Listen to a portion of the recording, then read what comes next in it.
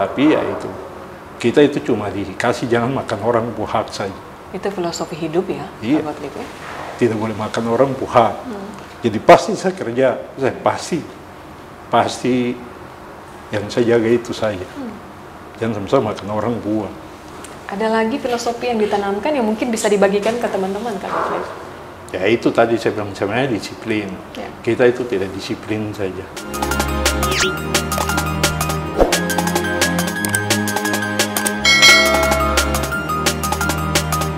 Saya Poppy Sokota, jumpa Anda lagi teman-teman. Dan kali ini ada sosok muda yang sudah tidak asing lagi. Bukan saja di Biak, tapi Papua Indonesia sudah tahu bahwa begitu banyak jejak aktivitas positif yang dilakukan oleh beliau. Siapa lagi? Ada Kakak Gottlieb Kawer untuk saat ini. Sehat Kakak? Sehat. Sehat. Salam sehat untuk semua. Sekarang dengan level sebagai manajer dari Koperasi Shalom yang ada di Biak sini. Tapi terutama teman-teman muda-mudi ingin tahu yang tadi dari awal saya bilang bahwa Kak Gottlieb punya segudang prestasi atau ya katakanlah begitu banyak yang telah dilakukan, aktivitas-aktivitas yang begitu positif. Boleh disampaikan nih?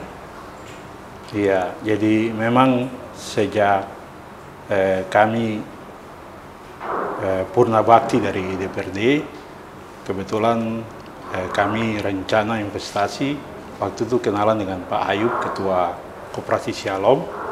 Dari Pak Ayub lah sebenarnya saya diajak untuk kalau bisa tetap berkontribusi. Tetap sebenarnya eksis. saya pribadi sudah ingin bisnis sendiri dan mandiri, tapi karena Koperasi Shalom ini punya visi gereja yaitu untuk membagi Shalom kepada orang lain, ya saya terima tawaran Pak Ayub Sumerta untuk bergabung dengan Koperasi Shalom dan sebagai manajer di koperasi untuk pengembangan usaha terutama unit perikanan. Nah, memang background saya di kehutanan, tapi awal kerja saya itu memang saya kerja di NGO, di Yayasan Lingkungan Hidup Umebo. Saya juga sebagai dosen peneliti muda di Universitas Papua sekarang, dulu Faperta, di Pusat Keanekaragaman Hayati, WWF, kemudian di proyek pesisir yang hampir kerja saya sejak 25 tahun lalu atau 20 tahun lalu, itu semua habis di proyek pesisir dan pemberdayaan masyarakat nelayan. Ini memang sudah ada impian sejak dulu oleh seorang Kak Gottlieb atau memang karena saat itu kondisi atau keadaan yang memaksa harus kerja keras atau berjuang? Saya tahun 2000 sampai 2003 itu ya saya tadi cerita saya kerja di proyek pesisir di Manado. Itu kita kerja dampingi 100 desa nelayan. Dan di sana waktu itu tahun 2000 saya di sekarang Minsel di Tumbak di Belang itu Belang itu mayoritas masyarakatnya itu Muslim. Itu satu-satunya kecamatan di Manado, waktu itu di Minahasa, yang mayoritasnya Muslim dan mereka itu orang Baju, campuran dengan orang Fak-Fak, ada orang Papua yang dulu dibayar oleh orang Manado untuk lawan orang Filipina. Mereka bikin kampung nelayan dan di situ saya banyak dampingi nelayan dan saya tahu bagaimana itu ikan itu sangat berharga atau mempunyai nilai prospek yang tinggi. Waktu itu saja uang yang putar di desa Tumbak dengan desa Tatengesan yang Kristen yang saya tinggal, itu uang saat itu tahun 2000 saja itu 1 miliar perputaran uang dari total omset desa Tumbak. Jadi omset dari ikan ini ya? Saya waktu itu kerja sebagai orang konservasi yaitu untuk perlindungan terumbu karang sama perlindungan hutan mangrove di sepanjang pesisir Minahasa sampai dengan di Bitung, Kema, pusat-pusat kampung nelayan. Nah dari situ saya juga berpikir dan saya sekitar tahun 2004 saya sebagai konsultan di Kementerian Kelautan. Waktu itu saya punya berapa kabupaten Sorong Selatan, Bintuni, Teluk Pondama, Manokwari, Biak, Supiori. Tapi saya datang waktu itu ke Biak, itu respon Pemda tidak terlalu pada saat baik. itu ya? Iya, pada saat itu. Prospek tentang perikanan ini terlalu dianaktirikan oleh pemerintah daerah. Padahal mereka belum melirik yang pasti tentang mereka. Jadi saya berusaha untuk waktu itu kita rencana bikin yang namanya SPDN dari yang namanya program PEM Kementerian Kelautan. Waktu itu Pak Sudirman dan Pak Rohmindo Wuri adalah menteri. Nah, kebetulan saya ditunjuk sebagai konsultan manajemen untuk berapa kabupaten. Semua kabupaten jalan Sorong Selatan kita bangun coolstore dan SPDN, solar paket diesel, yang seperti di sebelah ini untuk nelayan. Dan di Biak waktu itu kita rencana SPDN terapung untuk masyarakat di Numfor sama di Padaido. Jadi kita buat yang namanya bensin pom yang berlabuh kayak di Kepri. Tapi saya datang karena potensi nelayan dan prospek perikanan besar. Tapi rupanya kebijakan pemerintah saat itu tidak berpihak pada nelayan dan perikanan. Jadi kalau dibandingkan dengan sekarang, gimana Kak Gottlieb? Ya, sejak sekarang ini sampai digenjotnya rencana ekspor, ya saya lihat keseriusan Pemda untuk pengembangan nelayan ini cukup serius, dan saya pikir ini baik. Dan berangkat dari situ sebenarnya Pemda dan visi kami sendiri di Shalom bersama Pak Ayub itu kita memang pengen Shalom ini sebenarnya punya jemaat-jemaat yang hampir 80% jemaat itu nelayan semua. Kenapa potensi lokal yang ada kita tidak angkat sekaligus memberikan kontribusi berkat ini menjadi berkat untuk mereka. Oleh sebab itu ya dari semangat itu, masa Pak Ayub yang 70-an saja masih mau kerja, baru saya anak muda mau mundur cuma karena sudah purna DPRD. Lah kita sudah 10 tahun kerja untuk rakyat, kenapa lagi mau capek-capek untuk rakyat? Sekarang saya kerja untuk diri saya, keluarga saya. Tapi ada niat calon lagi tidak Kak Gottlieb? Ya? Ada niat lagi maju lagi nggak? Saya sudah, tadi saya bilang saya dan Pak Ayub coba putuskan kita antar Shalom ini menjadi berkat untuk orang lain. Dan menurut saya ekspor ini cuma trigger dan entry point untuk membuka bisnis perikanan supaya nelayan kita semakin baik, sejahtera, dan peningkatan pendapatan.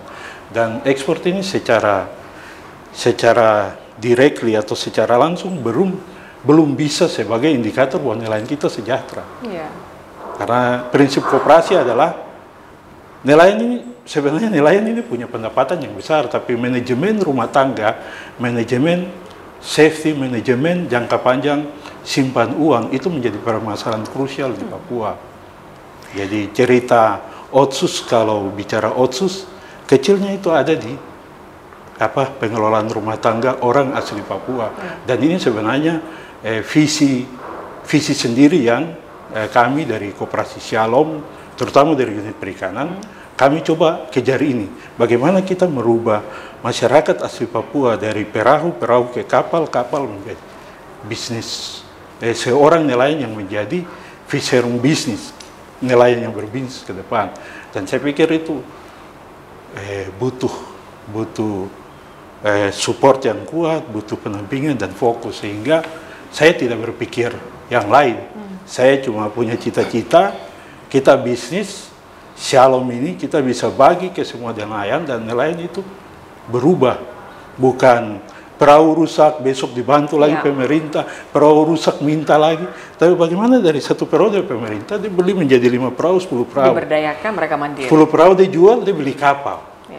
Kenapa nelayan di tempat lain bisa begitu, terus kita yang sudah dikasih oleh pemerintah mancing, cool box, freezer, perahu, kenapa tidak bisa? Iya, Kakak Gottlieb, ini kan dari 2017 ini Koperasi Shalom ya. Sampai ke 2021 dan saat ini booming untuk ekspor ikan keluar. Kembali dengan visi yang jelas dari Koperasi Shalom. Yang belum dilakukan sebagai seorang manajer nih hingga saat ini 2021. Ya, sebenarnya kita 2017 itu, ini gedung ini yang baru dibangun dan bisnis unit perikanan Shalom ini juga terjadi perguncingan yang kuat karena sebenarnya koperasi ini lebih familiar dengan simpan pinjam dan ini milik pendeta semua. Jelas kan tidak ada modal. Mereka mau punya kapal, kita punya kapal Mina Maritim 163 juga tidak jalan. Karena memang ya ini koperasi para hamba Tuhan yang bukan koperasi dari Freeport atau di backup oleh siapa. Ya akhirnya kami tim manajemen dari unit perikanan berusaha cari proposal sana sini dan sebenarnya efektifnya itu kita baru jalan Februari kemarin untuk proses semua efektifnya ini. Ya. Efektifnya. Dan tadi saya bilang PR-PR besar yang kami lakukan yang masih harus dikerjakan manajer adalah tadi untuk menyentuh nelayan langsung itu kita belum sampai di level itu. Bagaimana kita dari koperasi menerima ikan dari nelayan. Jadi kita koperasi sebenarnya lewat KKP dan Dinas Perikanan dari pemerintah daerah itu kita sudah membantu 58 kapal kapasitas 3 GT untuk nelayan. Namun karena kita tidak punya modal kerja, akhirnya nelayan mancing mereka jual ke pasar. Mereka belum bisa jual ke kita dan kita berharap dari kerjasama kita ini, cita-cita yang kami belum selesaikan di tingkat manajemen adalah bagaimana kita mengikat mereka dari uang itu, kita ajar mereka untuk bagaimana menabung dari koperasi. Karena sebenarnya fungsi kita di situ. Jadi sebenarnya misi koperasi itu belum kita baru menguak bagaimana kita mengantar nelayan dari bisnis tradisional mereka ke bisnis modern, yaitu jual di sini. Memang tantangan kita hebat, kita beli di sini cuma 23.000, 17.000, dan ini saya sudah sampaikan ke Pak Bupati. Mereka jual ikan satu ekor cekaran 150, kalau angin bisa sampai 200. Jadi memang bisnis retail atau bisnis ke pasar masih kuat, tapi di saat overfishing atau produksi melimpah, akhirnya mereka antar ke sini dan kami berharap mental bisnis ini ada di mereka. Karena kasihan, mama-mama itu bisa berdiri dengan 1-2 ekor ikan, berdiri dari pagi sampai malam. Sementara di sini dia datang kayak tadi, drop ikan langsung kita bayar, timbang bayar. Jadi kita berusaha coba advokasi mereka di situ. Kalau mereka sudah terbiasa jual di sini, kita bisa buka rekening, kerjasama dengan bank, kita langsung intervensi. Oke, ini ikhtiar yang belum terjawab ya. Ini PR yang... PR besar katakanlah. Dan adakah yang menjadi target dari Koperasi Shalom sendiri sehingga PR ini bisa terselesaikan ya? Mungkin progresnya 1 tahun ke depan ini harus bisa di... Iya, jadi sebenarnya target kita pertama modal kerja. Kita baru dapat modal kerja ini per Juni dari kredit pinjaman lunak yang kita ajukan ke LPDB, Lembaga Pengelola Dana Bergulir, ke Kementerian Koperasi. Dan itu baru kita jalankan di Juni ini untuk beli ikan dari nelayan. Makanya kita sudah mulai beli ikan. Kita punya target dari 58 nelayan yang jumlah nelayan kita itu kalau menjadi anggota semua 300 nelayan. Itu kita target 100 saja. Kita bisa intervensi mereka dalam 1-2 tahun dengan modal yang diberikan dari Kementerian Koperasi, dengan kepercayaan Pemda kita kelola unit pengolahan ikan ini. Ya kita berharap 1-2 tahun ini kita bisa intervensi 100 dari 200 sampai 300 anggota kita. Tapi ini sudah dilakukan, Pak Gotli?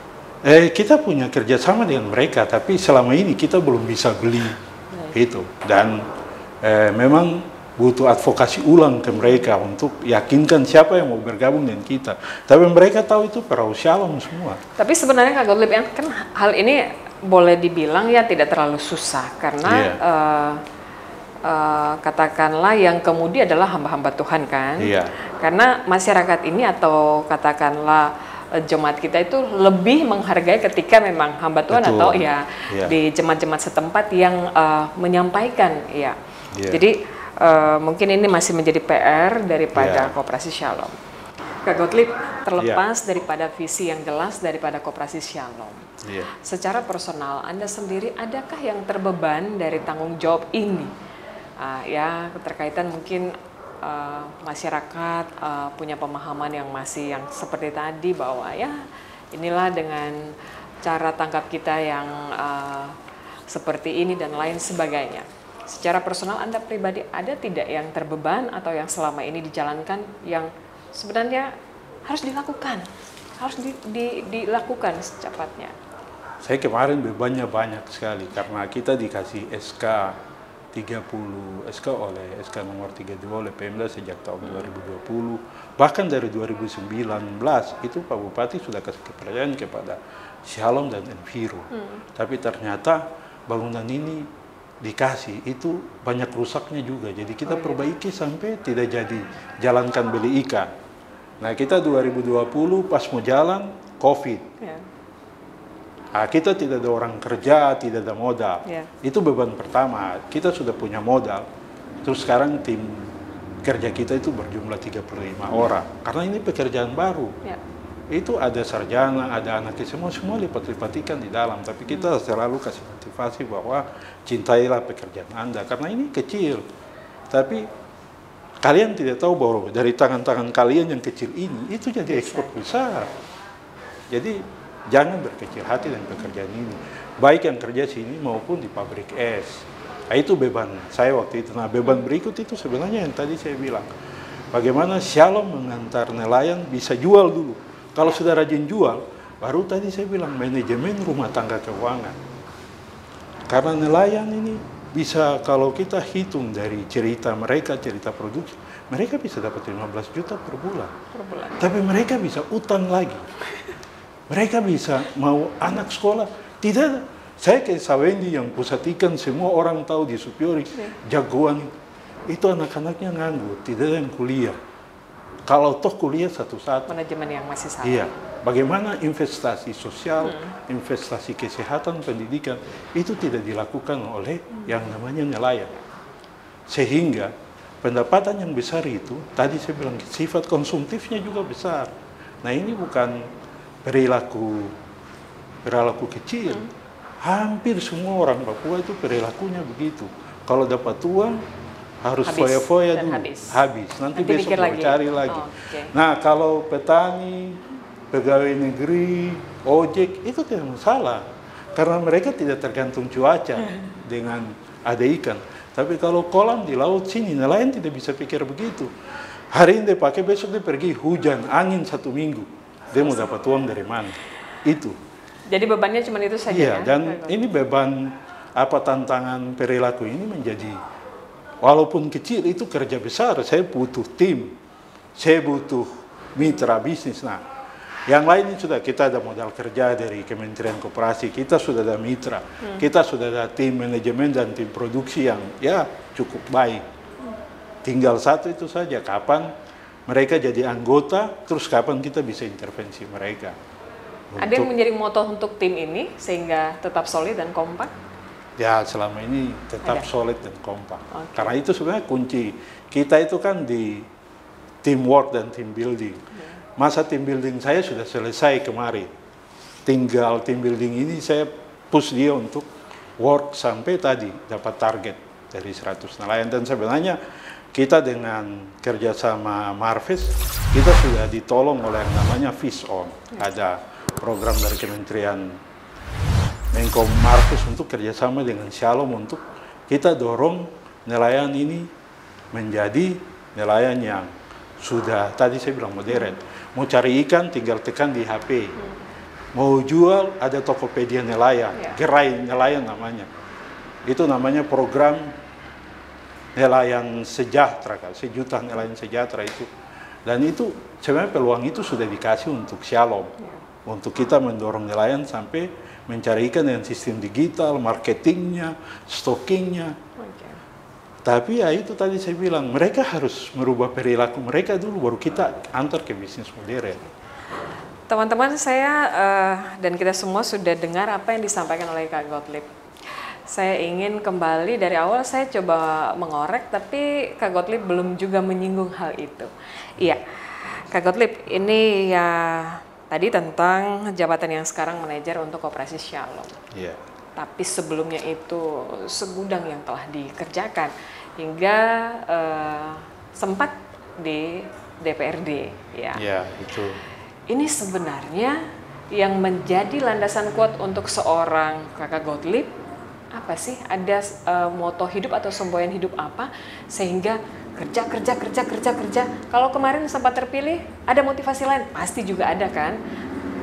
Tapi dengan stuck sebentar ini berarti mungkin Tuhan pakai ya di Koperasi Shalom. Jadi mungkin teman-teman di luar generasi muda juga ingin tahu sebenarnya sih apa sih moto besar seorang Kakak Gottlieb KWR? Sebenarnya moto itu ada di status itu. Tapi ingin dengar dari mulut integrity not negotiable ini sebenarnya saya bawa dari Sitomorang itu wakil ketua KPK. Jadi kan sebenarnya semua sudah tahu profil saya di DPR. Semua sudah tahu Gottlieb itu tukang bicara banyak, tukang protes. Itu sudah begitu bilang Gottlieb. Jadi sebenarnya jadi seorang manajer Shalom juga itu tantangan. Tantangan internal ada, tantangan eksternalnya ada. Tantangan internal pasti semua tanya. Dia wakil ketua DPR, tidak ada kerja jadi menjadi manajer Shalom. Semua bicara begitu, baik internal koperasi maupun orang yang. Tapi bagi Kak Gottlieb biasa aja. Kalau saya, tadi saya bilang saya punya integritas, saya akan tunjukkan apa sebenarnya tujuan saya. Dan itu tidak mungkin saya buktikan 1-2 hari, 1-2 bulan.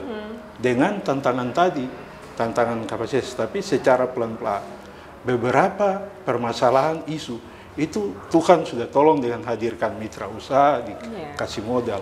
Tinggal tadi saya bilang, begitu saya, tidak usah 100, 10 orang saja, dia sudah menjadi nelayan yang benar, nelayan yang berpikir. Kita ini kan, saya lihat di Manado yang saya kembali cerita di Tumbak, itu jam 5, ibu-ibu, bapak-bapak semua di laut. Jam 5, jam 6 pagi, pulang jam 5 sore. Coba lihat nelayan di sini. Kita dikasih berkat lebih banyak. Mereka mencari itu sampai malam. Kita di sini cuma 1-2 jam bawa ikan. Kenapa satu hari 1-2 jam bisa tangkap 8 jam? Kenapa kamu harus pulang? Bilang karena istri jual, harus tumbuhin anak. Oke, sekarang saya tunggu ikan di sana, terutama sambil. Kalian bawa ke situ. Pergi lagi, nanti kita catat, kasih masuk di rekening, istri tidak usah capek-capek. Kita sudah ajak mereka begitu. Tapi ternyata ada hal-hal yang saya tidak bisa selesaikan. Misalnya begini, kita sudah kasih kesempatan beri. Kenapa Bapak tidak mencari? Ada keluarga nikah di Manokwari, itu pergi 1 minggu. Mantap. Ada hal yang kita harus selesaikan lagi ternyata. Bagaimana kita pastikan bahwa pekerjaan nelayan itu bukan asal-asal seperti tulisan taksi timur dorong di belakang. Sopir adalah hobi. Mantap. Bagaimana kita dorong mereka menjadi profesi nelayan. KTP mereka, hidup mereka bahwa ternyata ini sudah hidup kita. Tapi ya itu tadi. Bahkan teman-teman dari Jakarta tanya, Pak Gottlieb bisa ya nelayan? Mereka 1 minggu makan. Saya bilang itu hebatnya Papua. Mereka ada itu beras sejahtera, mereka ada bantuan apa. Jadi 1 minggu ini itu pas dananya lagi cair ya. Mereka tidak perlu susah. Dia bilang itu, saya bilang sebenarnya program-program ini memiskinkan masyarakat. Artinya meningkatkan budaya miskin di kampung. Dulu kita, tantangan kita itu, miskin kita terstruktur. Papua tidak dikasih kesempatan menjadi orang, menjadi bos-bos. Sekarang sudah tidak ada itu. Miskin terstruktur tidak ada karena gubernur, orang Papua, semua orang Papua. Tapi apa yang muncul? Budaya miskin. Budaya miskin ini apa? Mental berjuang dulu hilang. Karena semua dikasih makan. Gampang ya. Iya. Nah ini, makanya saya bilang ini tidak gampang. Tapi kalau Shalom, kita bersama Pemda semua, kita bisa merubah 10, 100. Itu kita bisa bicara kepada siapa saja bahwa kita sudah merubah. Kenapa harus orang biak? Perubahan itu, saya kerja lama di Manokwari dengan orang Arfak. Dari tidak tahu baca, saya bikin sekolah lapangan untuk pemberantasan penyakit hama kakao. Karena di sana ada PBK, petani kakao. Mereka tidak tahu baca. Saya punya teman dari Jawa beli Alkitab, ajar mereka dari Alkitab sampai baca. Dia bilang, kenapa saya bilang Alkitab, nanti orang takut jadi takut Tuhan, jadi nanti baca. Mereka sudah baca, kita bisa antar. Tapi mereka bukan agen perubahan kayak orang biak. Kita bawa mereka ke Jakarta, ke Sumatera, kasih motivasi untuk orang Dayak yang tidak bisa. Makanya saya bilang perubahan itu tantangan saya ada di Biak. 10 orang Biak kita bikin, kita bisa jadikan dia menjadi motivator kemana-mana. Jadi Kak Gottlieb ya harus buktikan ya. Itu sudah jadi visi pribadi karena ya tadi saya bilang saya pemberdayaan sudah lama sekali. Pemberdayaan nelayan Wamesa, pemberdayaan nelayan Bintuni, bahkan pemberdayaan nelayan di Manado. Saya pernah tidur di Muara Angke dengan nelayan Jakarta. Tapi ya, kalau mau merubah di Papua, tidak bisa saya panggil orang Manado, tidak bisa saya panggil. Dan kunci dari keberhasilan itu ya belajar dari Injil. Injil ini masuk 85, itu deadlock. Begitu Petrus Xavier pergi 990 sampai 93, baru Injil itu bisa dibawa keluar. Karena secara etnografi, secara budaya, orang Belanda itu sudah tahu potensi masing-masing suku. Dan yang kita mau bikin jadi agen perubahan harus orang Biak, bukan karena seorang Biak, tapi memang itu kita harus orang Serui dan orang Biak itu karena memang kerjanya itu mobile agen transformasi.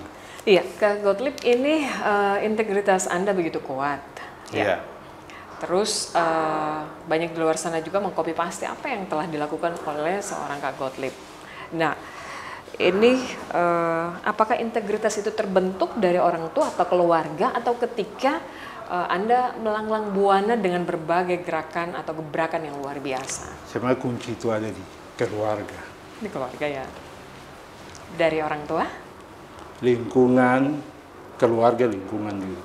Dari orang tua. Kita kecil itu sudah biasa bangun jam 5. Sembahyang jam 5. Hari Minggu harus sembahyang.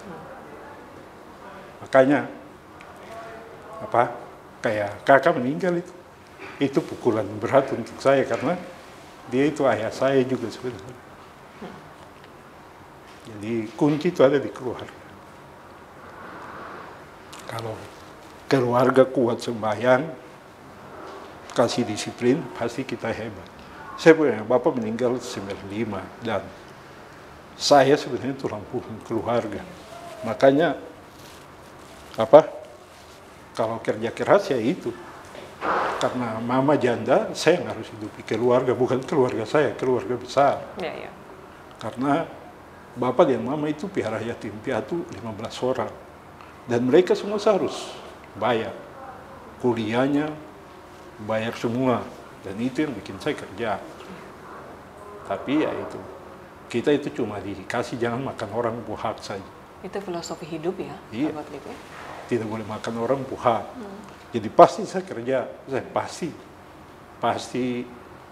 yang saya jaga itu saja. Jangan sama makan orang buah.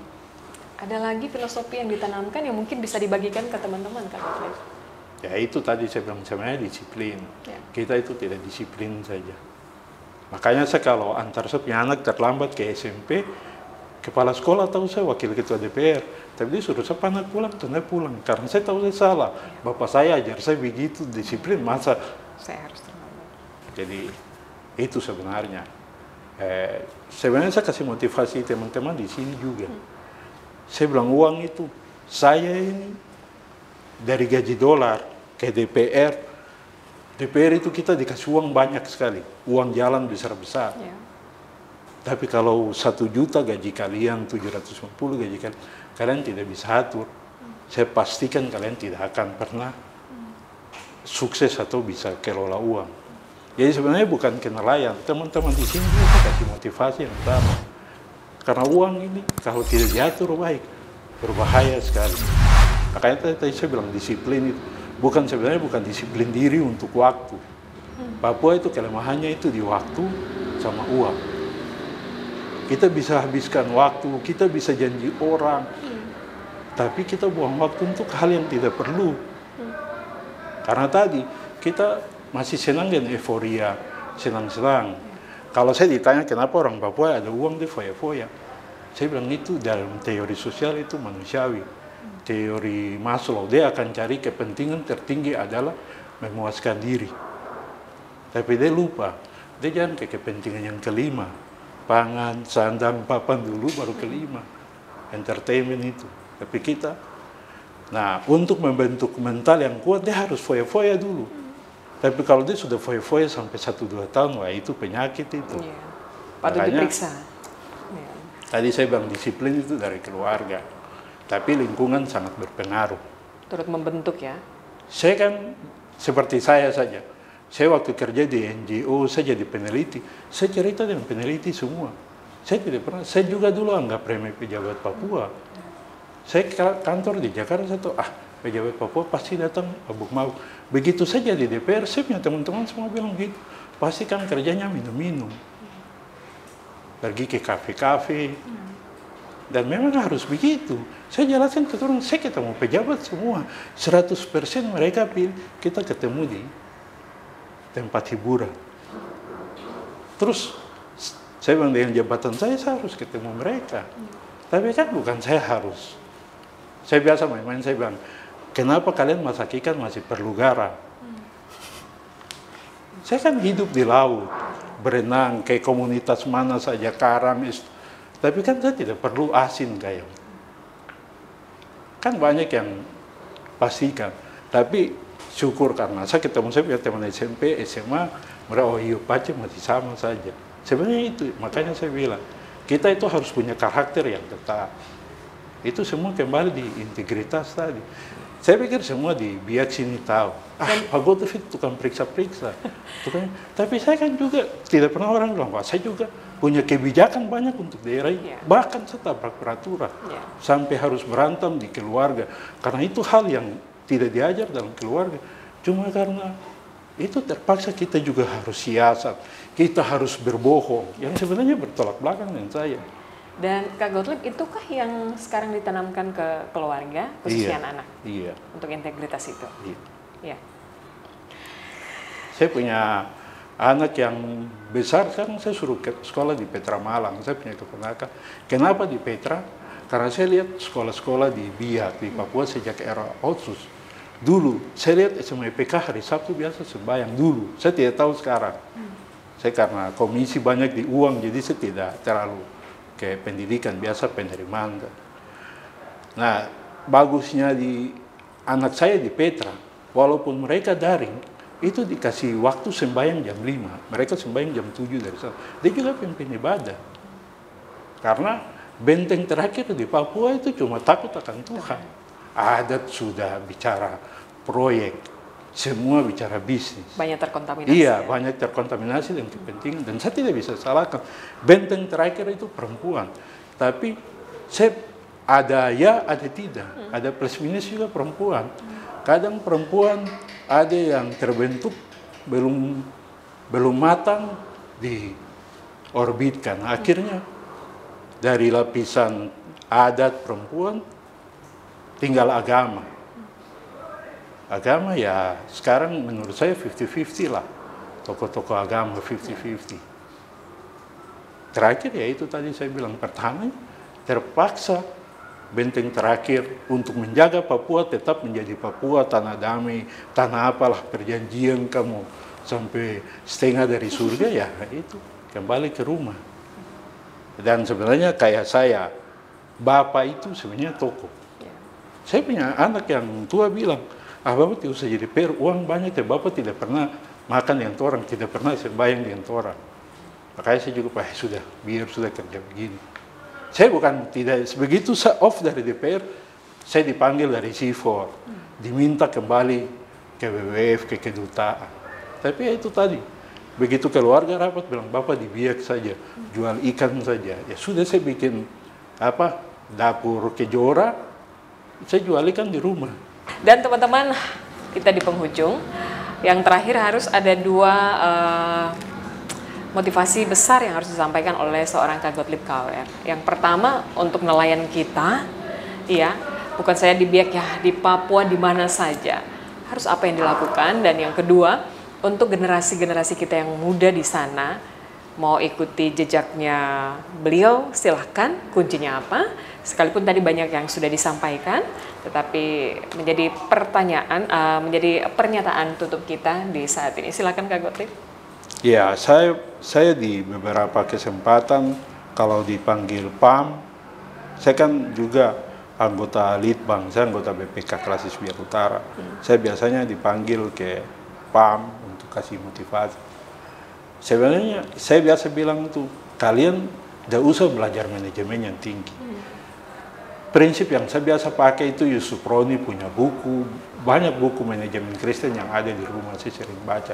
Tapi satu saja yang saya sering pakai itu Jesus Christ Management, itu servant management.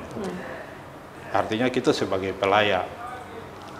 Dari manajemen Yesus Kristus ini, di situ ada cerita tentang rekrutmen Petrus, terus cerita leader is servant, bagaimana Tuhan membasuh kaki murid. Itu sebenarnya ilmu manajemen ada di situ. Jadi belajar dari situ iya, ya? Nanti teori modernnya silakan kalian baca, karena ada 5 planning apa itu tidak berubah manajemen itu. Tapi prinsipil dasarnya itu kamu harus dapat. Masa Anda anak Kristen terus baca buku modern untuk mendapatkan filosofi hidup? Kenapa tidak belajar dari guru tokoh besar Tuhan? Banyak tokoh-tokoh. Mau belajar manajemen anak muda ada Yosua, mau belajar kebijakan ada Salomo, mau belajar Musa, pemimpin yang besar. Sebenarnya di situ, di dalam Alkitab itu semua sudah ada. Sekarang kita ada waktu baca tidak? Kita ada waktu pahami tidak? Karena saya bilang agama Kristen itu agama moderat. Tidak ada Tuhan Yesus bilang kau harus begini, kau harus begini. Tuhan kasih pilihan itu, tinggal Anda sendiri saja. Mau baca terus ikuti atau tidak.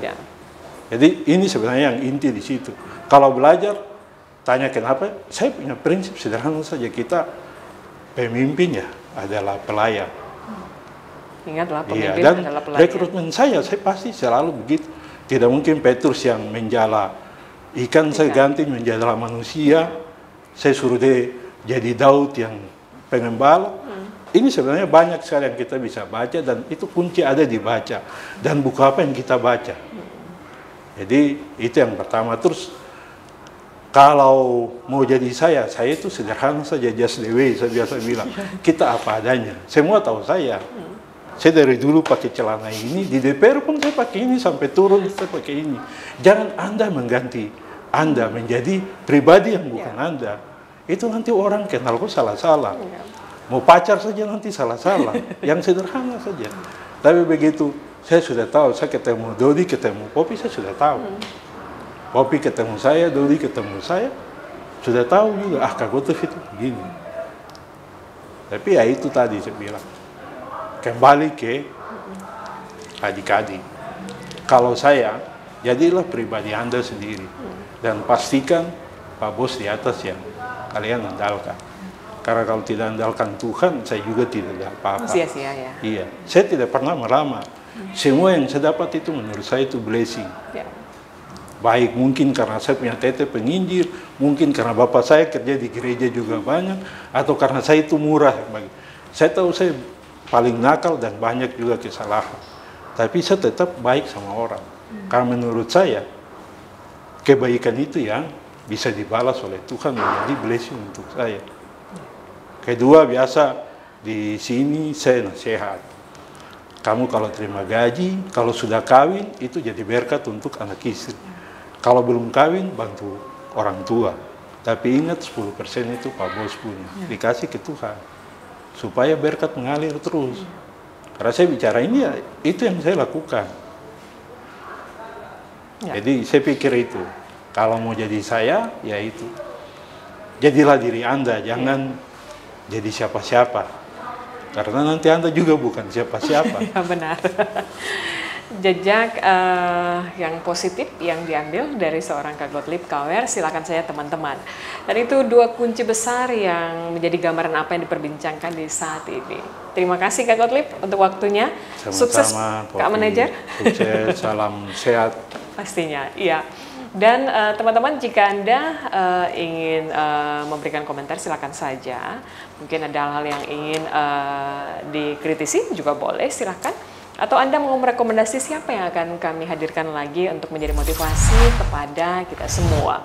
Terima kasih untuk waktu ini. Jangan lupa tekan lonceng dan subscribe ya. Dan nantikan kami untuk berikutnya. Dan akhirnya sampai jumpa Kasumasa.